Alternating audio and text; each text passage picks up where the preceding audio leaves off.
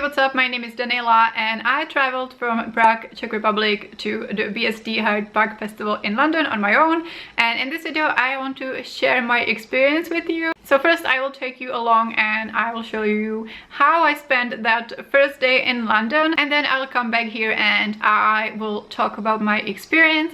I want to give you some practical tips and tricks on how to enjoy the festival, especially if you're there alone. I'll cover some practical tips and safety tips, and also specifically my experience with the BST festival, because this was my first time going to the BST festival and I went on the day that Olivia Rodrigo was the headliner. There will be timestamps so you can jump around, and if you want to see the concert videos from that day, I'm uploading them to my shorts. But let's jump into the vlog section of the video and we will talk later.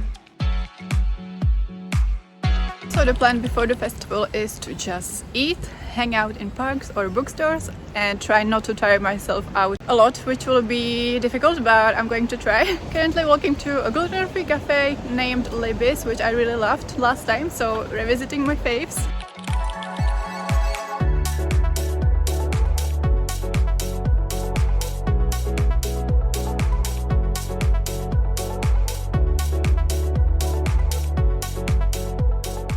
Okay, I got my coconut latte and then I got a beef bagel with mustard and pickles. And I probably like blacked out when I was ordering because I don't even like pickles, and the bagel was quite dense, so that wasn't the best, unfortunately.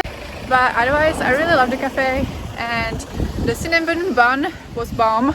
Would come again. And I'm just so glad the weather is being so nice, because last July when I was in London it was miserable and cold and rainy, and as a result I was a little bit miserable.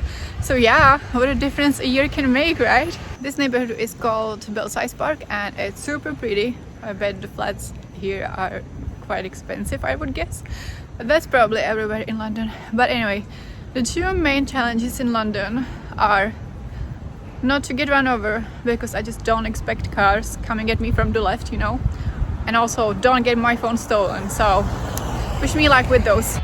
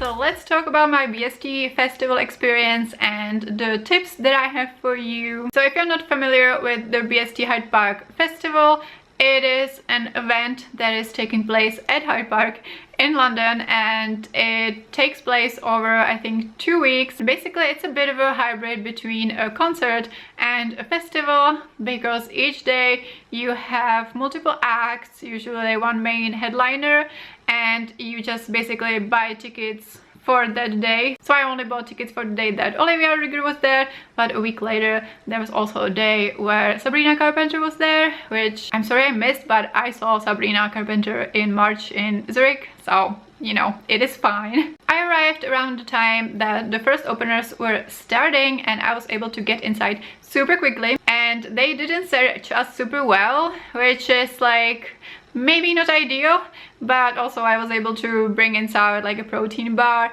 and I would have been able to bring more food inside because they just weren't searching that properly. In terms of the food inside, there were so many food stands, but I didn't eat anything there. I have celiac disease, and I'm not sure if there were any stands that were safe, but I just ate a huge portion of fish and chips beforehand, and then I got a bit of an upset stomach, so I just wasn't hungry at all till the end.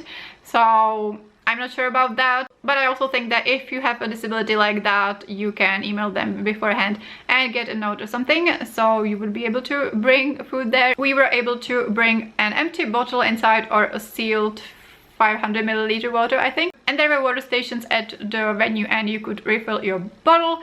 So I was using that a lot, and there weren't long queues for that, so that was good. Toilets. So there was one big area for toilets, and there was just one queue for them with the barriers, and there were like so many of them. I think there were like 200 the guy kept saying, and they were like surprisingly clean for a festival, so I was a bit impressed. There was always toilet paper, and there was running water and soap, so that's like above standard for festivals I'm used to. The only time the toilet queues were really long was right before Olivia, so like after the last opener and before Olivia, so maybe go some other time like before that. My least favorite thing about the venue was that I had general admission tickets, and the general admission barricade was like super far from the stage.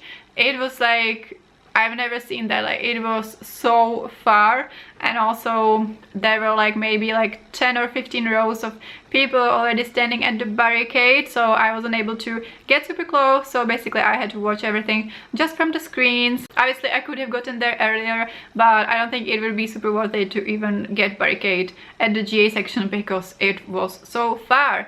And also the other thing that I didn't like, but that was like on the people, not on the organization, was that a lot of people, a lot of groups, including groups with kids, because obviously there were a lot of small kids, like 8 years, that came to see Olivia, and a lot of them kind of pushed to the front, and then they didn't really pay attention to the openers, which was super annoying because I obviously went there mostly for Olivia, but I also was really invested in some of the openers. So Girl in Red was playing, The Last Dinner Party was playing, and these people were just picnicking and talking loudly while being super close to the barricade, which was annoying, and it was quite hard to enjoy the openers in this atmosphere, but I, you know, just tried to do my best. Next time I will probably get VIP tickets to be closer, to not be like in this big crowd, and hopefully to be able to enjoy the openers a bit more. When it came to the atmosphere during Olivia's set, that was amazing. Like obviously everyone was paying attention to that, so no complaints there. Alright, so that was about the BST experience in particular. Now I want to mention some practical safety tips for when you're going to a concert or festival alone, especially if you're abroad. So as you saw in the vlog footage, I was out the whole day in the city doing things, and then in the afternoon I went to the venue, and what I brought was this little crossbody which holds some stuff, but like not that many, but it's super practical for festivals. And then I also had a tote bag, which might seem like a lot, but I actually ended up really liking it because it meant that I could have my water bottle on me in the venue at all times and I didn't have to hold it.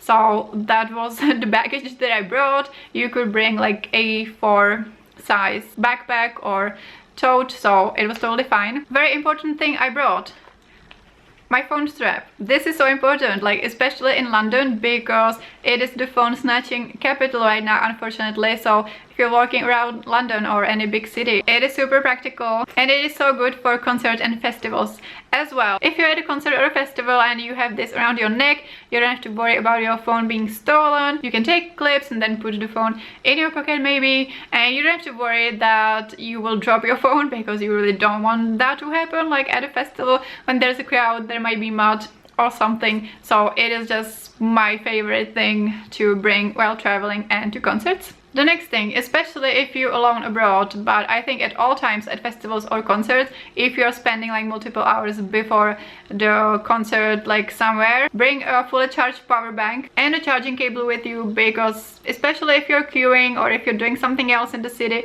before the festival, your phone will die. You don't want that to happen, because if you're on your own, you need to figure out how to get home after the festival. You might need to pay with your phone, and there's no one else to be your backup, there's no one else to save you, so you need to have your phone charged. So yeah, bring a power bank. My phone died I think around 5 p.m, so I was just charging it before acts, and then I actually got home like at 12:30 at night, so I fully needed my phone, you know, recharged. Also, when it comes to paying, bring several payment options, so you have your phone, but also bring your bank cards. And if you're going abroad alone, again, I recommend to have multiple bank accounts with multiple banks, so you can bring multiple cards, because one card can get stolen, the ATM might eat it, or they might randomly block it, so you want to have always multiple payment options for you. Another thing that is very useful to bring is bring a second phone with you if you're abroad alone,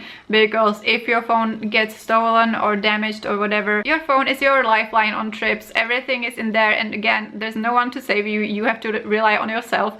So bring a second phone. It can be any older phone that can have your most important apps, so if something happens to your primary phone, you can still get around. And my last topic is about being able to enjoy the concert alone, or being afraid to go alone, or feeling like it is cringe if you're there alone. So I go to concerts and festivals alone a lot, and I understand that like if you're going for the first time, it might be kind of unusual if you're used to going with someone, but I can assure you that it is completely fine. I mean this in the nicest way possible, but people don't care.